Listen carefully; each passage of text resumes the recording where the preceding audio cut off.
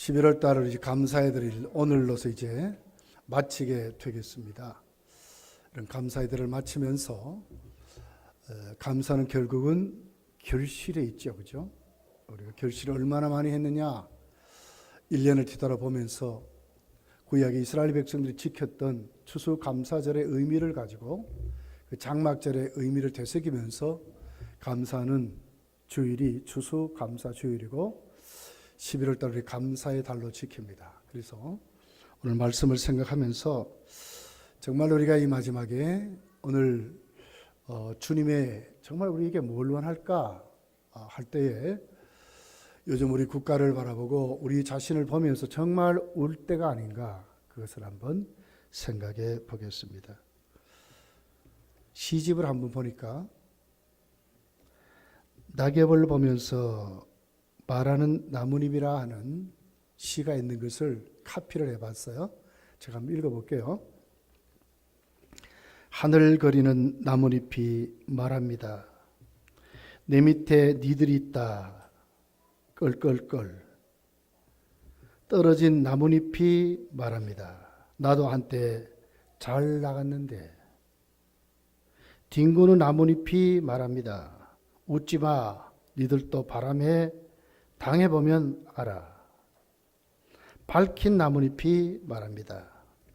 떨어진 친구들을 보며 우쭐했는데 나에게도 이런 날이 오는구나 하는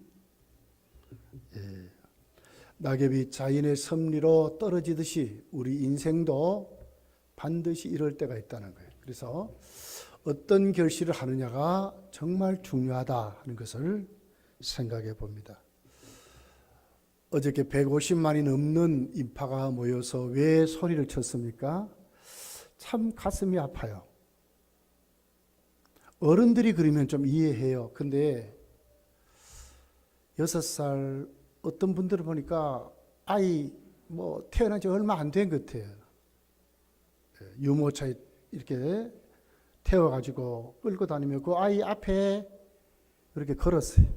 명찰같이 걸어가지고 박근혜 하야. 조그만 아이들이 촛불을 들고 외쳐요. 그럼 뭘 하겠습니까? 초등학생들이. 유치부 아이들 같아. 박근혜를 끌어내리자. 야, 그걸 보면서 정말 저 아이들이 나중에 크면 어떻게 될까? 참 가슴 아픈 현장을 봤습니다. 그들이 잘못됐다는 게 아니에요. 과연 이런 방법으로 해결이 될까? 또 한 번 생각을 보면서 박근혜 대통령이 잘했다는 게 아니 절대로 다른 것도 아닙니다. 잘못한 대로 벌 받아야 됩니다. 그렇지만 방법은 조금 우리가 고려해 봐야 되지 않겠는가 이렇게 생각을 해봅니다. 우리 잘 알듯이 여러분 독일의 목회자의 가정에 태어났던 니체라 하는 무신론자였고 사신신학의 거두인 46세에 미쳐서 죽었습니다. 정신병자로 일생을 마감했어요. 니체가 목사님의 가정에 목회하는 목회자 아들로 태어났어요. 근데 그만 4살 때 아버지가 죽어버렸습니다. 할머니, 어머니, 또 자기 누나 그 손에 키워지게 되죠. 엄한 청교도 교육 속에 키워집니다. 아주 율법주의 속에서 키워지게 됩니다. 아이가 자라면서 조그만 호기심만 가지면 억압하는 거예요. 정말 그런 걸 생각하지도 마라. 아주 엄하게 키웠습니다. 쓸데없이 눈물 흘리지 마라. 하나님 살아계신데 이러고 키웠어요. 어느 날 이제 학교 갔다가 오는데 짱때 같은 비가 옵니다. 다른 아이들은 비를 안 맞으려고 손을 또 머리 위에 올리고 가방으로도 올리고 이래 가는데 니체는 꼿꼿이 걸어가는 거예요. 그래서 아이들이 묻습니다. 너는 왜 비를 그렇게 꼿꼿이 걸어가면서 담았느냐 그랬더니 이것이 바로 기독교인의 모습이다. 이것이 바로 올바르게 성장한 아이의 모습이다. 그리고는 꼿꼿하게 걸어가더랍니다. 이렇게 큰 니체는 결국은 하나님은 죽었다 그랬어요. 정신병자로 일생을 마쳤습니다. 2차 대전에 살인자라고 말하는 히틀러, 여러분 어떻게 컸죠? 히틀러도 기독교 가정에 태어났습니다.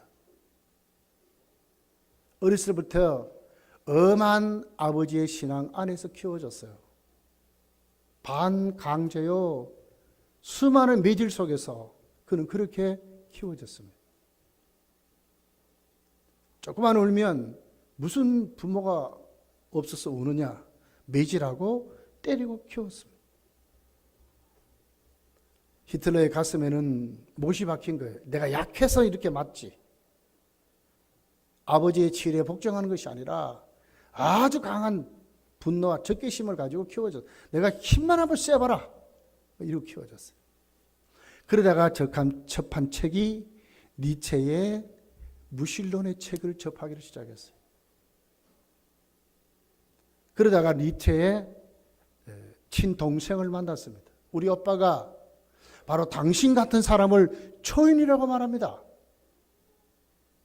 그래서 결국은 니체와 히틀러는 살아있을 때 만나지는 못했지만 히틀러는 니체의 책과 또 그 동생이 강조하는 거기에 매료가 돼가지고 완전히 초인이라는 그 가슴에 탁 낙인을 찍었어요. 약자는 비겁한 자라는 거예요.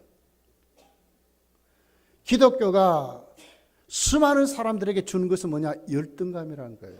인간이 할 수 없다, 이것만 자꾸 가르쳤다는 거예요. 그래서 결국은 어떻게 됐습니까? 니체를 비롯한 그 히틀러가 가장 무서운 세계 전쟁을 일으켜서 살인자가 됐다고 하는 겁니다.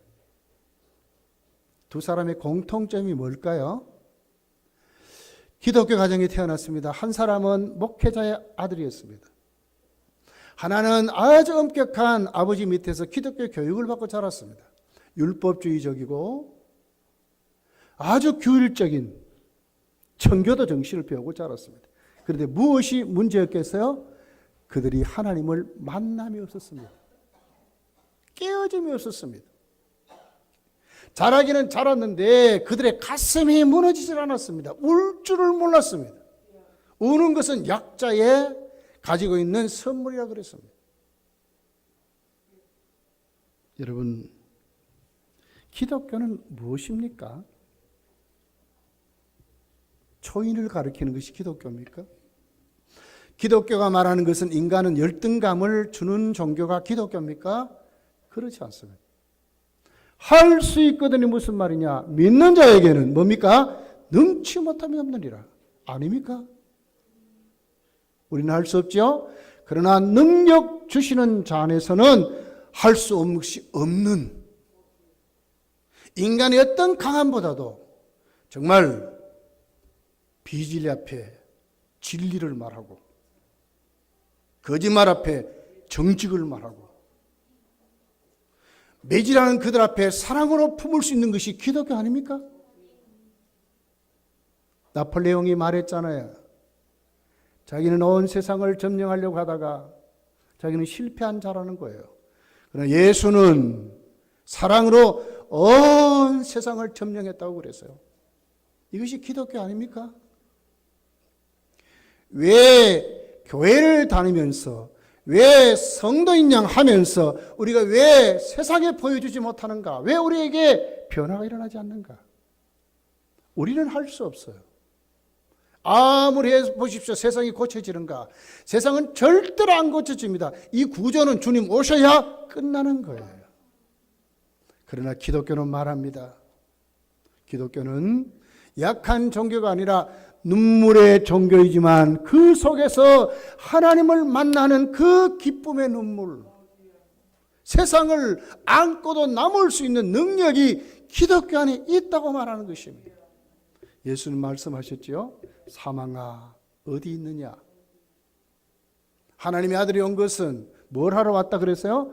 마귀를 멸하려고 왔다 안 했습니까? 모든 죄의 원흉인 그 배후의 세력, 가장 무서운 우상의 세력, 이 마귀를 하나님의 아들이 와서 무너뜨리고 멸하려고 왔다 하지 않았습니까?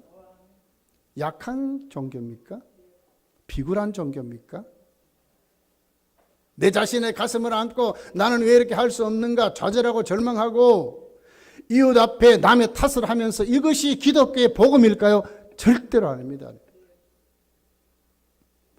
왜 니체나 히틀러가 이런 사람이 됐느냐 하면 하나님을 못 만나서 그렇다니까요. 깨어지지 않았어요. 부서지지 않았어요. 다니기는 다녔지요. 말씀으로 켰는 줄 알았지만 전혀 하나님이 없는 삶을 살았다는 거예요. 이것이 문제예요. 감사의 달에 저 여러분이 정말 하나님이 연결해주는 이런 열매들이 우리 속에 넘치게 맺어져야 될 줄 믿습니다. 오늘 이 본문이 나와 있는 이 누가복음은 우리가 잘 알듯이 사복음서의 그 특징이 뭐죠? 마태복음은 뭘 말합니까? 예수 그리스도는 왕이다 하는 것을 가르쳤어요. 마가복음은 뭘 얘기하죠? 참 성김이 누구냐? 예수님이래. 예수님 이 땅에 왜 오셨느냐? 종으로 오셨대. 로마를 향해서 힘을 말하고 권능을 말하고 또 정복을 말하는 그들 앞에 참된 정복이 뭐냐? 섬기는 자다. 사랑으로 그들을 녹여버리는 자다 하는 것을 예수 그리스도를 통해서 보여주셨어요. 누가복음은 뭡니까? 오늘 본문이 나와 있는 이 누가복음은 뭐예요? 바로 헬라인들에게 그 당시 가장 지식 있는 사람, 가장 인간적이라고 하는 그들에게 뭘 얘기했어요? 예수께서 참 인간이다. 예수는 보라는 거예요. 누가복음이 갖고 있는 그 특징은 여러분 사복음 중에서 누가복음만이 독특한 특징이 있어요. 그것이 뭐냐면 눈물이에요. 눈물. 그리고 그 눈물 속에 하나님 만난 자들의 그 기쁨이 여기 기록되어 있어요. 눈물과 기쁨입니다. 참 인간의 모습을 말하는 거예요. 이게 누굽니까? 예수님이에요. 이게 누가복음의 특징이에요. 여러분 우리가 결실의 계절에 우리 모두가 정말 예수님 닮아서 진짜 우리의 심령이 깨트려지고 우리 인격이 예수님 앞에 딱 붙들려서 저나 여러분이나 참 고백이 있는 사람, 참 눈물이 있는 그 속에서 주님 때문에 한없이 기쁨을 회복하는 그런 믿음들로 우리가 세워지기를 예수님 축복합니다. 자, 이제 우리 본문을 한번 돌아가 보겠습니다. 본문의 배경이 뭐죠? 예수님이 이제 십자가에 못 박혀 죽으려고 빌라도에게서 이제 로마 군병들에게 넘겨져 가지고 골고다를 향해서 십자가를 지고 이제 올라가다가 너무 힘드니까 어떻게 돼요? 구레네 시몬이라는 사람에게 딱 십자가를 대신 지게 해가지고 올라가는 그 과정을 말하는 거예요. 그랬더니 누가 합니까? 옆에서 따라가는 여인들이 웁니다. 예수님을 그래도 따랐던 차들이 타면서 웁니다. 그래도 예수님이 말씀하는 거예요. 자, 우리 한번 본문을 같이 한번 읽어볼게요. 자, 우리 25절이죠. 같이 한번 읽어봅니다. 28절. 자, 시작. 예수께서 돌이켜 그들을 향하여 이르시되 예루살렘의 딸들아 나를 위하여 울지 말고 너희와 너희 자녀를 위하여 울라. 여기 나를 위해서 울지 말라 그랬습니다. 이게 무슨 얘기죠? 예수님은 그 하나님이 정하신 그 법대로 하나님이 세운 우리를 구원하신 그 계획대로 십자가로 지러 나가신다는 거예요. 이건 당연하다는 거예요, 예수님이. 그러니까 나를 위해서 울지 말아라. 쉽게 말하면 지금 이 여인들과 예수님을 따라가면서 우는 이 사람들은 울음이 뭐예요?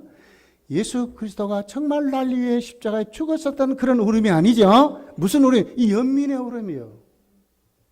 정말 신랑같이 의지했고 아버지같이 부모같이 어머니같이 참 친구같이 의지하고 살았는데 죽으러 가는 거예요. 여기에 대한 울음이에요. 이런 울음 울지 말라고 말이에요. 어떻게 울어야 됩니까? 너희와 너희 자녀를 위하여 울라 이렇게 말했어요. 울음이 그냥 울어집니까 여러분? 울음이 언제 나옵니까? 감동이 될 때 울음이 나오죠. 심령이 깨트려질 때 울음이 나와요. 뭔가 그 목적에 걸맞을 때에 울음이 나오는 거죠. 너희와 이건 뭐예요? 너 개인을 위해서 울라 그 말이에요. 너를 위해서 울으라 그 말이에요. 그럼 주님이 말씀하신 이 울음에 대한 게 뭡니까? 진짜 바르게 너를 위해서 울으라 그 말 아닙니까? 이게 무슨 얘기죠? 예수님을 따라오지만 정말 모르는 이들을 예수님 불쌍히 여기시는 거예요. 아직도 뭘 모릅니까? 예수께서 나를 위해서 십자가에 죽으신 그 구주됨을 모르는 정말 영적으로 무지한 상태를 깨우치기 위한 예수님의 지금 말씀이에요. 자, 우리 빌라도를 한번 볼까요? 빌라도 어떤 사람이에요? 자, 우리 배경을 한번 보십시다. 20절에서 우리 25절까지 있는 말씀이에요. 자, 빌라도는 예수를 놓고자 하여 다시 그들에게 말하되, 자, 뭡니까? 빌라도는 알았어요. 예수님이 죄가 없는 줄 알았어요. 그러니까 어떻게 해요? 놓아주려고 했다 그 말이지. 어떻게 보면 아주 선한 그런 양심으로 그렇게 세워 있는 것 같아요. 그런데 보세요. 그들은 소리를 질러 이르되 그를 십자가에 못 박게 하소서, 십자가에 못 박게 하소서 하는지라. 빌라도가 세 번째 말하되 이 사람이 무슨 악한 일을 하였느냐? 나는 그에게 죽일 죄를 찾지 못하였나니 때려서 놓으라. 죄가 없다고 하면 그냥 놓아주지 왜 여기 때려서 놓으라 합니까? 왜 그럽니까?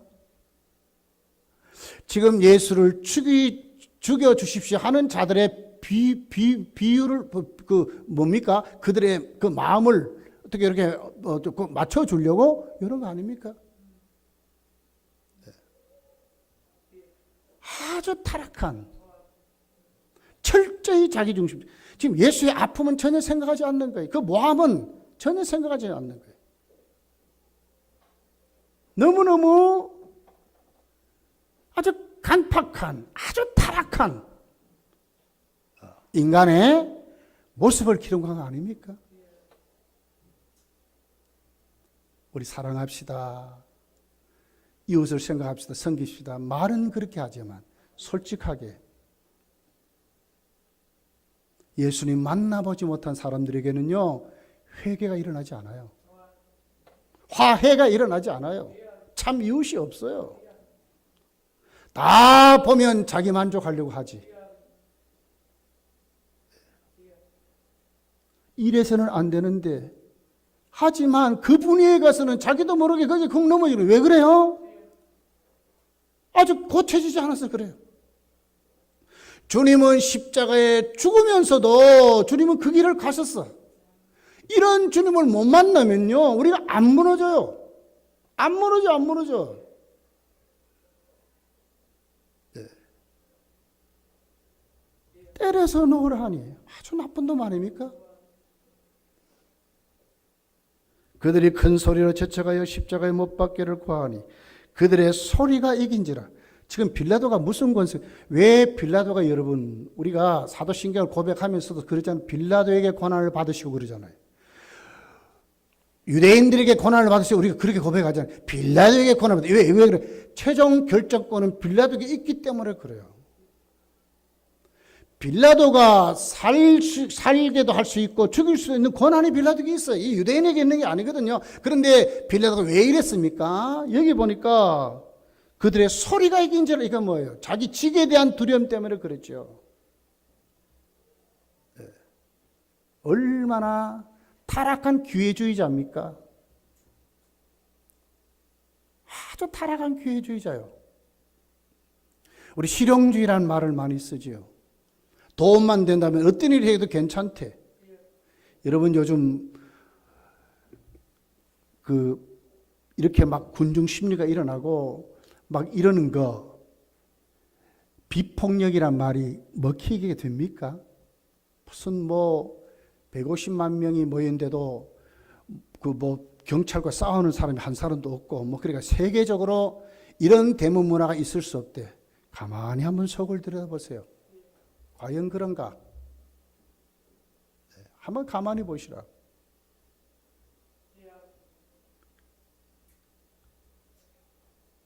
대권 주자들이요, 이렇게 해서 안 되는 줄 압니다. 이래 안 되잖아요. 진짜 박근혜 대통령이 물러나 버리면 60일 내에 대통령 선거해야 돼요. 할 수 있습니까? 자기들도 알면서도 가는 거예요. 왜? 끝까지 한번 이 일을 한번 물고 늘어져 가지고 그 일을 한번 이뤄보려고 자기들 이권 때문에 이러죠. 아주 나쁜 놈들이라요. 빌라도가 지금 그래. 빌라도가 소리가 이겼대. 군중 심리를 말하는 거죠. 나는 연약에 할 수 없습니다. 나는 부족. 아니지요. 권한이 누구에게도? 빌라도에게 있잖아요. 여러분, 우리가 어떤 그런 여론이나 어떤 불이익에 잡혀 있다 할지라도 우리가 거기에 계속 잡혀 있을 수밖에 없습니까? 아니면 나오면 되잖아요. 나오면 되잖아요. 왜 너희를 위해서 오려고 하는가? 타락한 본성 때문에 그런, 이것 가지고 천국 못 간단 말이에요. 주님이 그거 다 하시는 거예요. 왜 기독교가, 예수가 왜 십자가에 죽으셨는가 하는 거죠. 왜 죽으셨습니까? 죄 때문에 죽으셨잖아요.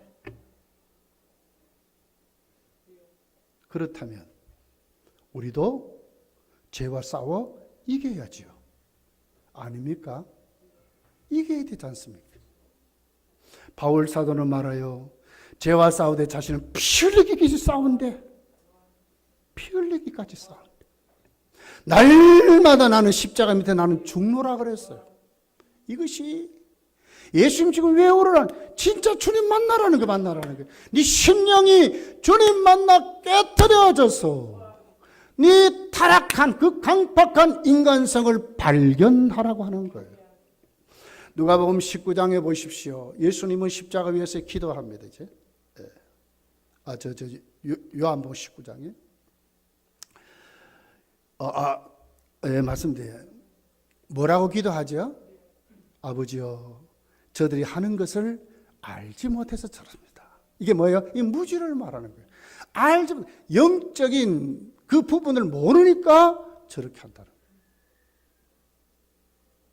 여러분, 왜 예수님이 이렇게 하느냐? 우리가 왜 주님 만나서 정말 오래 하느냐 하면 내가 변화받기를 위해서 그렇습니다. 반드시 그래. 이것이 우리 열매예요. 심령의 열매, 영의 열매 아닙니까?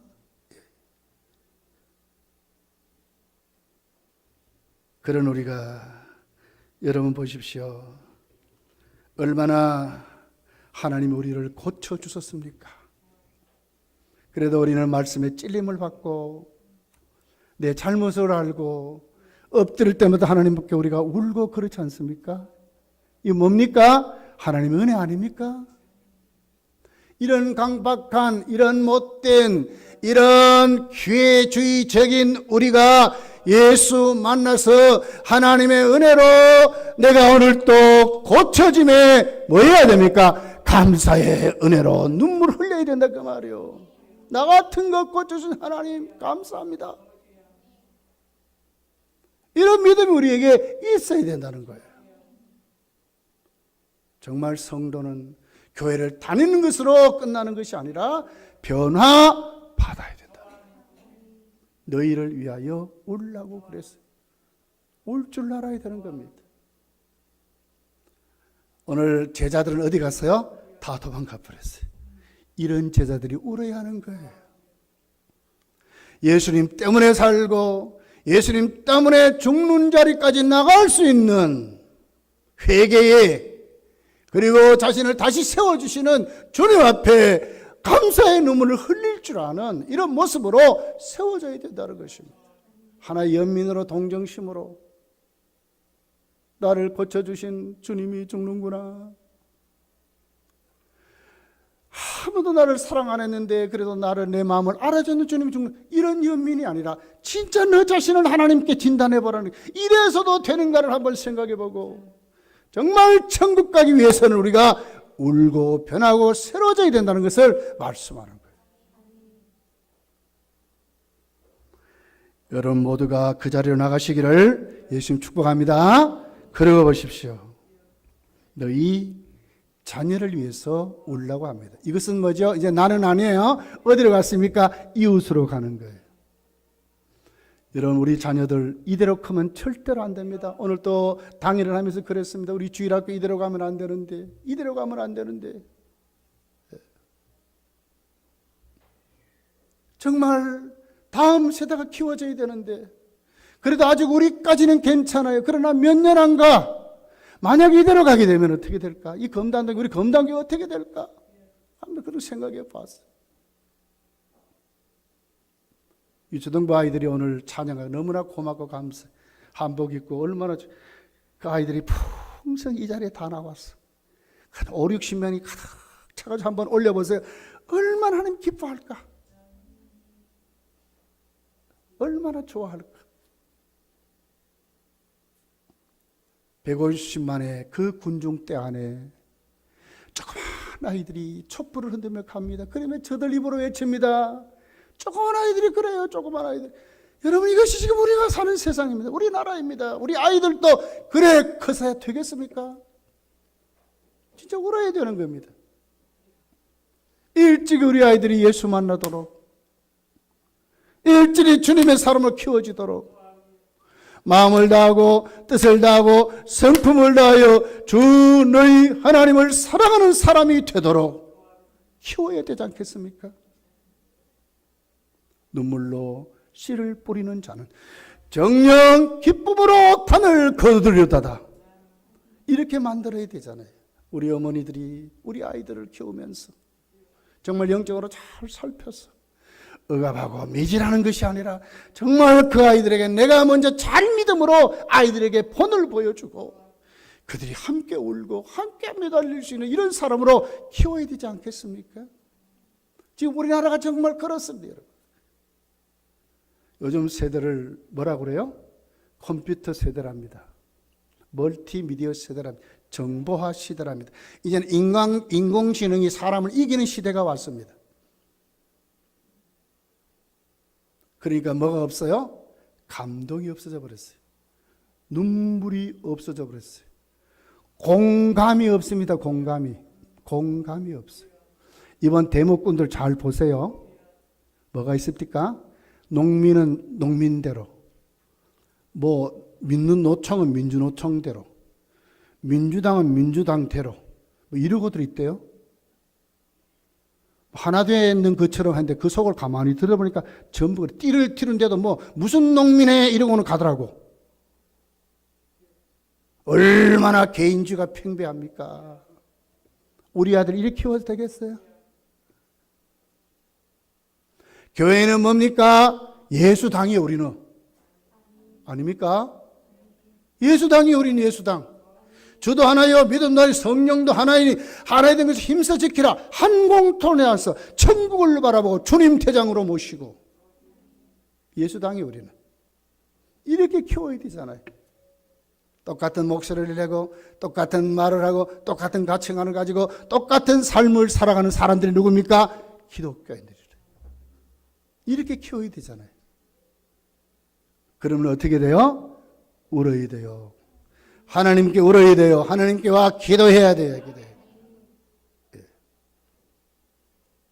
마틴 루터 킹 목사, 흑인 인권 운동가, 여러분 잘 알지요? 흑인으로 태어나서 독실한 기독교 가정에 태어났습니다. 옆집에 백인 아이가 있었답니다. 매일매일 같이 놉니다. 흑인, 백인, 거기는 차이가 없었습니다. 학교를 갈 나이가 됐습니다. 그랬더니 백인 어머니가 딱 잡습니다. 너는 백인 학교에 가야 돼. 오늘 이 시간 이후부터 너는 흑인하고 놀 수 없어. 딱 그래버렸어요. 그 다음날 루터킹이 나가보니까 어떻게 해요? 아이가 나오지 않습니다. 아무리 불러도 나오지 않습니다. 그렇게 좋아했던 자기 친구입니다.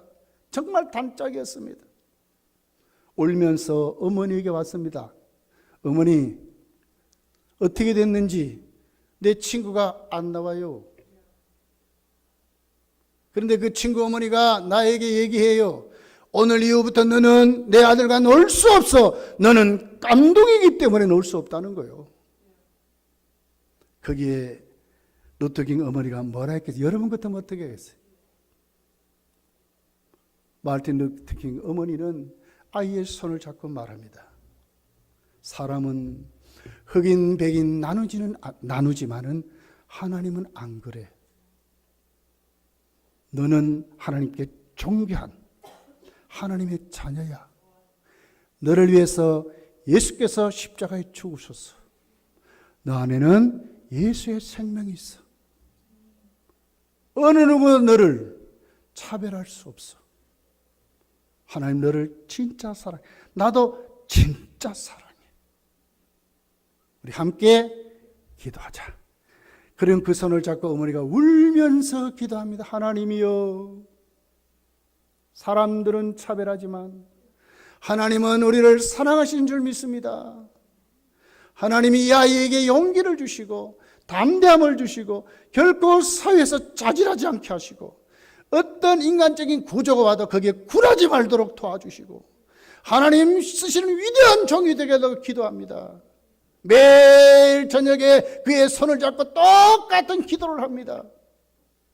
이 아이가 자랐습니다. 루터킹 목사를 가리켜서 비폭력주의자라고 말합니다. 저항에 맞서서 폭력에 맞서서 총칼에 앞서서 그는 뭐로 합니까? 같이 총칼을 휘두르는 자가 아니라 그들의 앞에 서서 인권운동가이지만 기도하는 인권운동가였고 성경대로 해보려고 하는 운동가였어요. 무엇이 그를 그렇게 만들었나요? 똑같은 길바닥에 가서 외치지만 무저항 비폭력주의를 가지고 어떻게 그렇게 할 수 있었나요? 그는 하나님을 만났기 때문에 그런 사람이 된 것입니다.